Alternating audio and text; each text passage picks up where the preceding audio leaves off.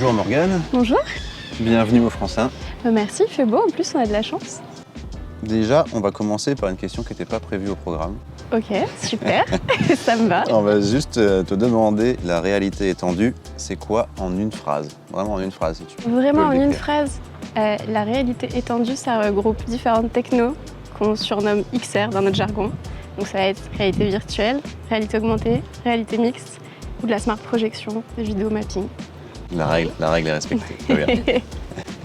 Donc voilà, c'était petite question pour s'échauffer. Super. Maintenant, on va quand même passer à une petite présentation. Est-ce Bien que tu sûr. peux te présenter. Donc merci à toi déjà de m'accueillir. Je m'appelle Morgane Rocheteau, j'ai 26 ans et j'ai ouvert il y a peu une entreprise de conception et d'expérimentation. Donc tout ce qui va être des œuvres originales que l'on va nous-mêmes créer et concevoir. Donc mon entreprise, elle s'appelle XR. C'est une entreprise de création et d'expérimentation. On a ouvert à Saint-Malo récemment. On est tout jeune parce qu'on a techniquement le studio a ouvert le 10 mai exactement, donc vraiment jeune. Ok, très bien. Merci à toi. Est-ce que tu peux aller plus en détail sur ton parcours? Qu'est-ce qui t'a mené à faire ce que tu fais aujourd'hui? Alors je suis allée à Excelia en bachelor web design et communication graphique à l'époque. Là maintenant ça a totalement changé.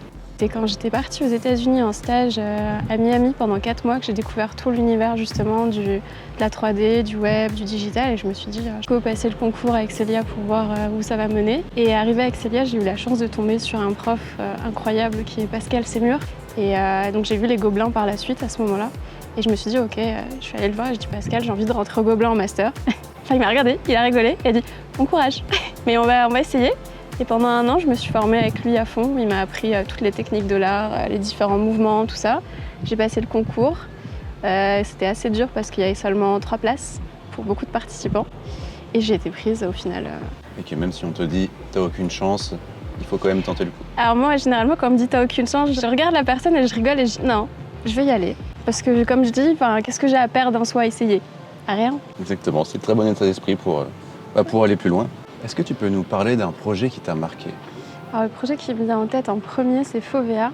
C'est mon tout dernier projet au Gobelin d'ailleurs, celui qui a fait valider mon Master 2, parce que j'ai pu réaliser avec un groupe de 4 personnes en un temps très court un dispositif d'expérience immersive. Et là-dessus, j'ai pu découvrir une nouvelle techno à base de tracking et notamment qui est utilisée beaucoup dans le cinéma, où donner la sensation à l'utilisateur d'être totalement plongé dans un monde virtuel qui change tout le temps au fur et à mesure.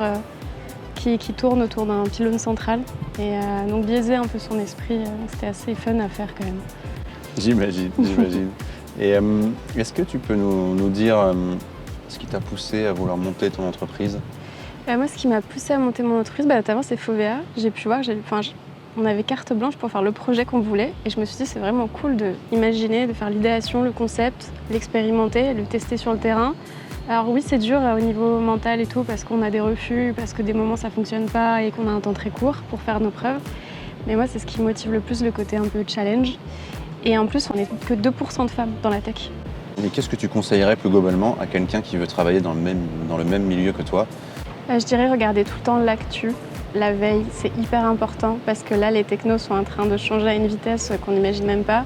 Avec la sortie par exemple du Vision Pro, ça a fait un énorme raz-de-marée dans la VR, c'est en train de bouger à fond, il y a tout le monde qui veut s'y mettre, Meta, Apple, et j'en passe.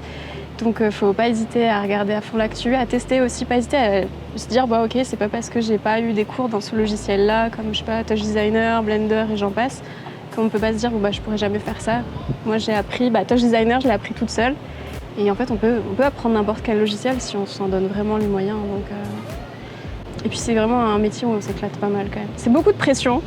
Beaucoup, mais franchement c'est assez fun.